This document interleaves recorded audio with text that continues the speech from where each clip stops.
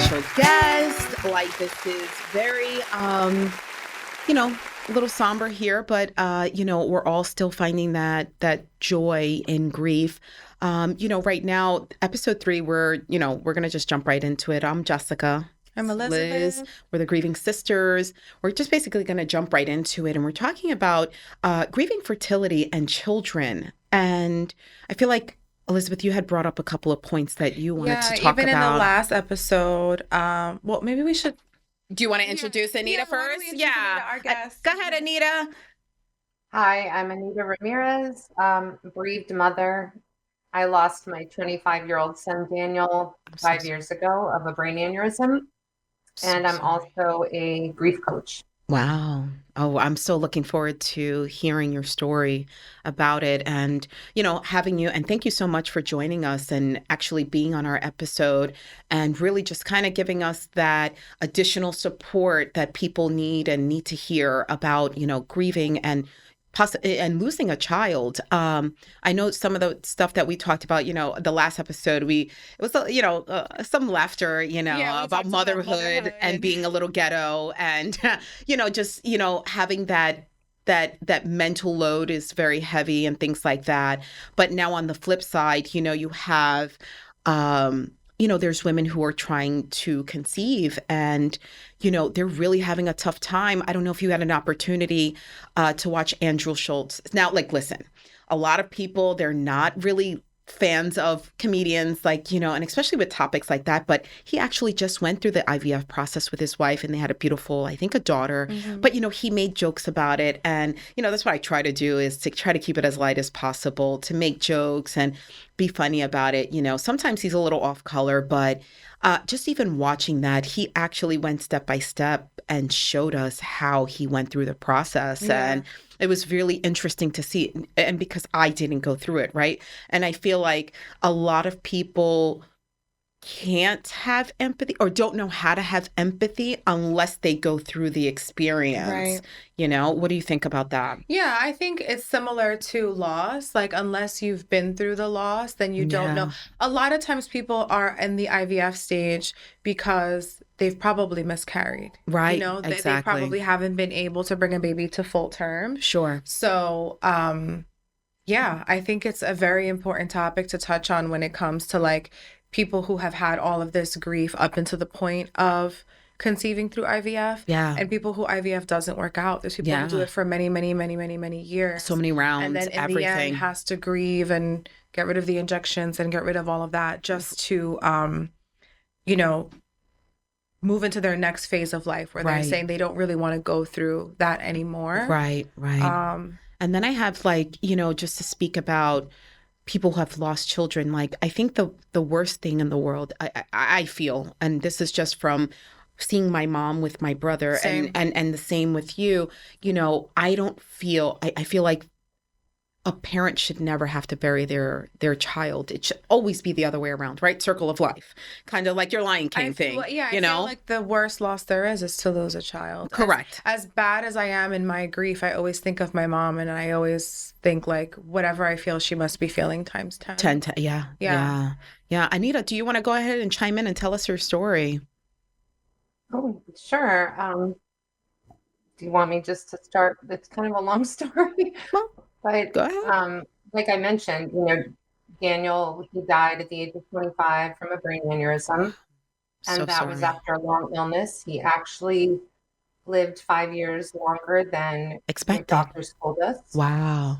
Daniel is an identical twin, and Mm. they were born with a rare genetic condition that is so rare, there's no name still to this day. Wow. And his twin is still living. And Oh, he, it's 10 years after we were told they had a year to live.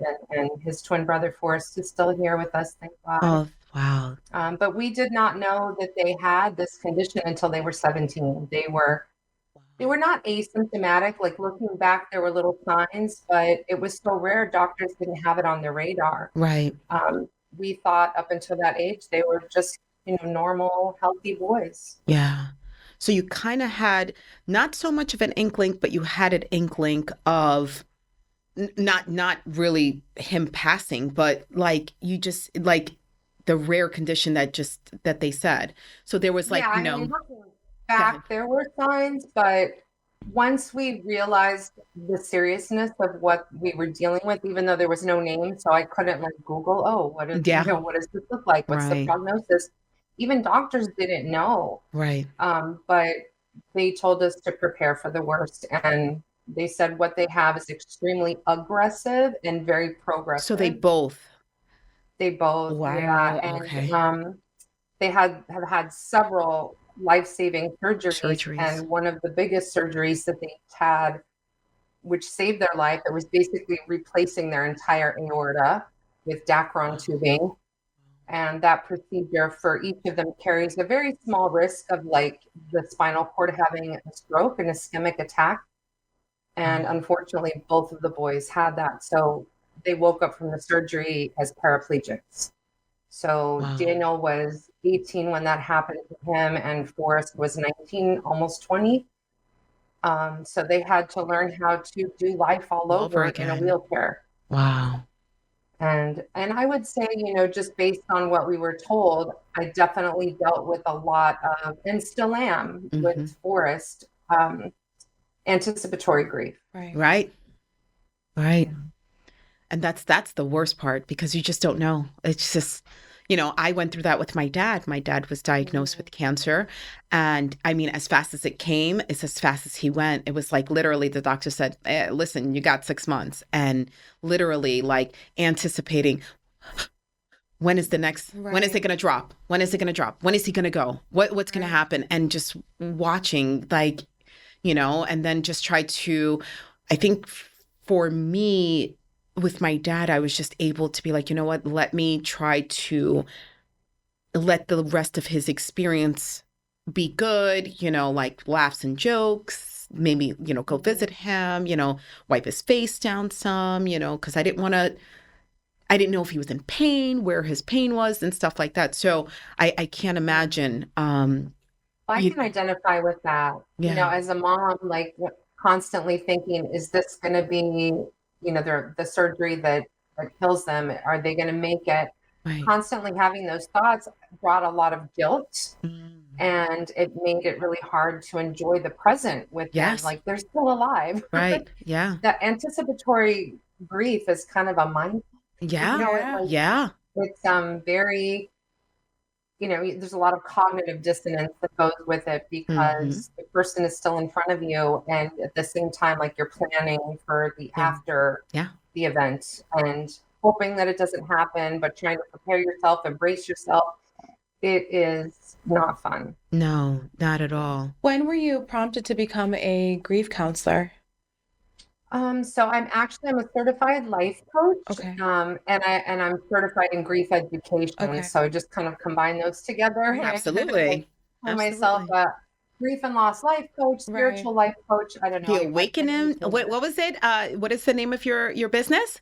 Well, my business is the Awakened Griever. Yes, there it is. Yeah. I love that. And I used Awakened because when Daniel passed, I went through like a whole spiritual rebirth in a way.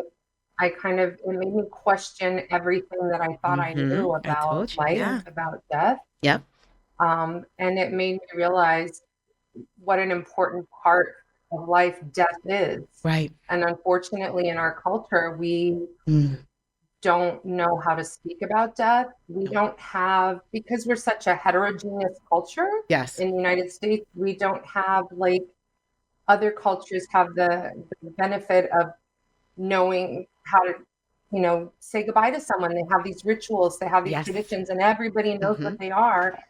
Because we are such a diverse society, we don't have like this one set of rituals. And I think it's really hard. And we have such an attachment. I think there's like a lot of attachment.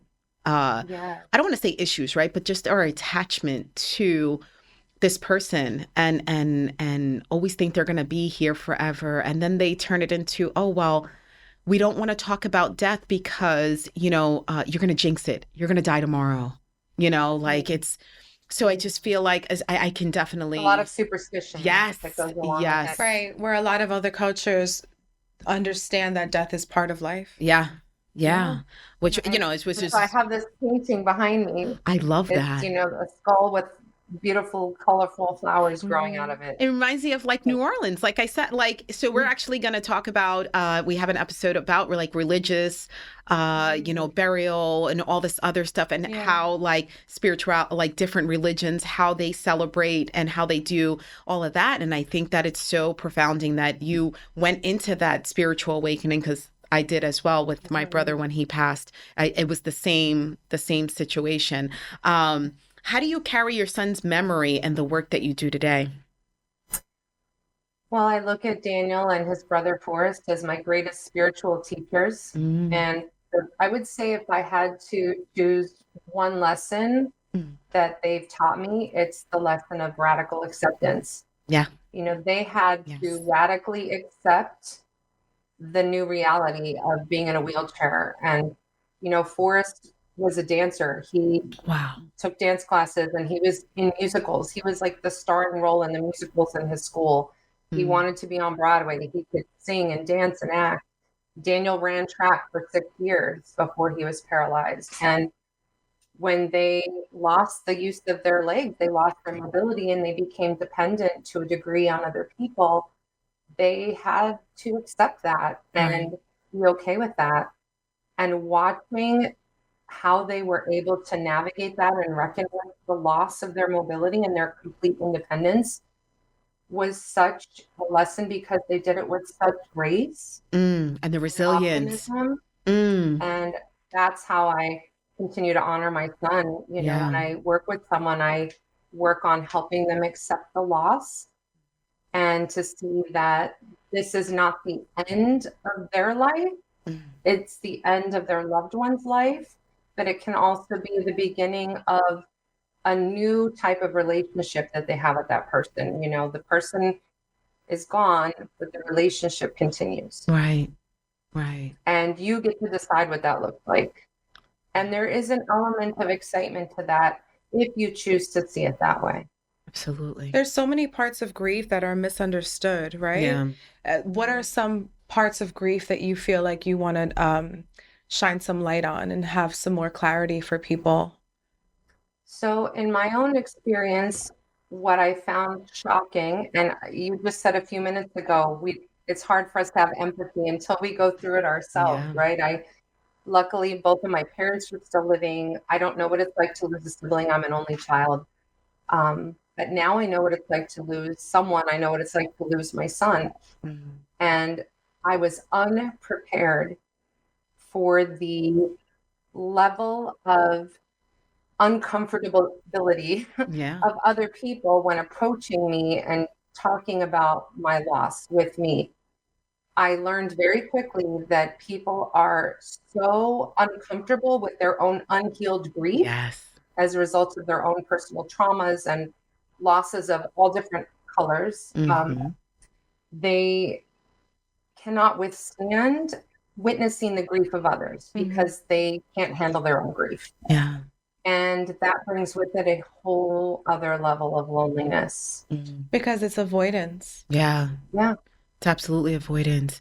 Um, sometimes people do like often like struggle with identity, right? And I know that that's probably something that, especially as a coach, you work on that with them. How do you help them like figure out their identity now after losing someone? And I think it's like more like that immediate loss. Like I feel like when it's like secondary, and again, right, loss is loss, right? Like you're going to feel it differently on different stages of it. But I feel like, you know, people, they just lose themselves.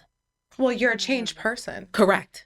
So it's like, how do you have to step into this new identity as somebody who is grieving and Absolutely. forever going to have to deal with this loss, but in the same time, to your point, continue the relationship. Yeah. How do you help them find their identity?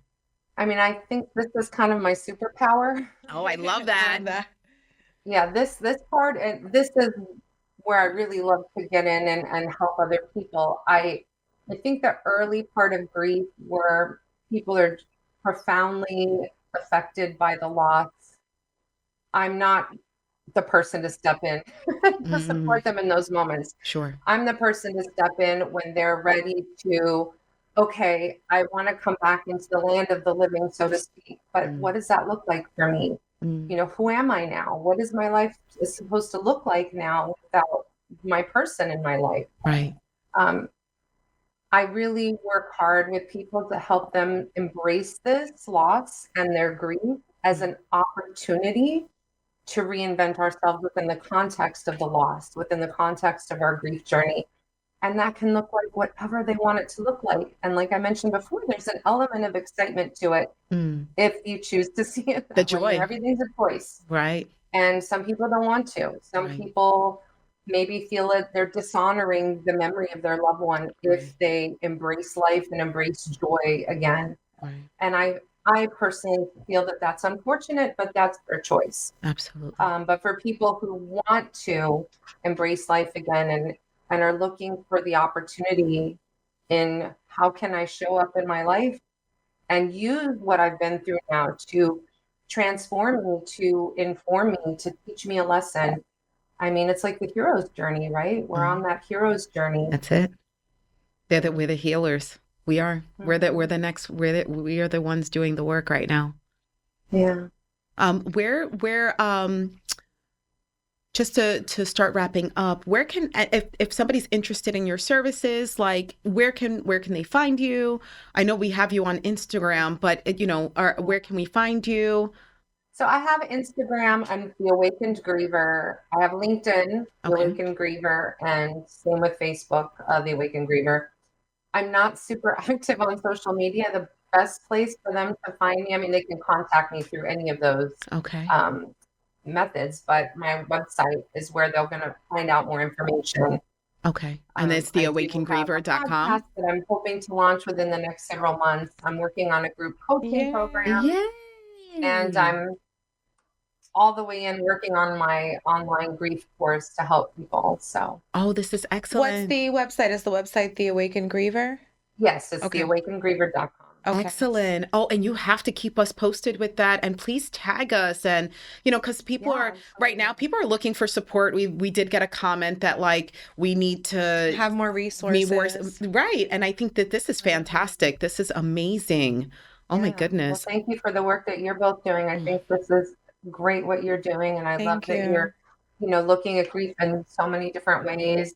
And I love that you're co-host. I think that's great. Yeah, and you know, we're I don't know if you had a chance to watch any of our beginnings, but we're childhood friends. We've known each other since we were 8. So we go back, and I knew her sister, she knew my brother, like we right. went to birthday parties together. Like we just have a whole history together, and it just so happened it's now full circle. So, Right. you know, and we're just so fortunate to just be in alignment and just, you know, do this work because it's not easy work, but at least we have this creative outlet Yeah. to help ourselves too, because as we're helping others, we're also helping ourselves. Yeah. And I think it's just a beautiful thing that the three of us have in our grief have thought about how we can help other people. Right. The You know? selflessness. It's Yeah. really the selflessness. I think it's just amazing the work that you're doing and that you're continuing to honor your son's memory. And even through, you obviously are still worried about, your other son. You're Right. still staying this course and staying this path of,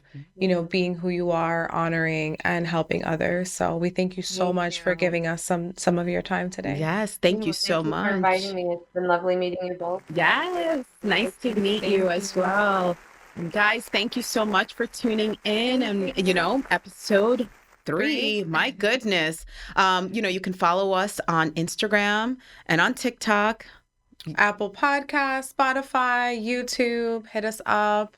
Check out Anita as well. Yes. And be well and care about each other and know that you don't have to grieve alone. Yes. Thanks so much. Thanks for listening.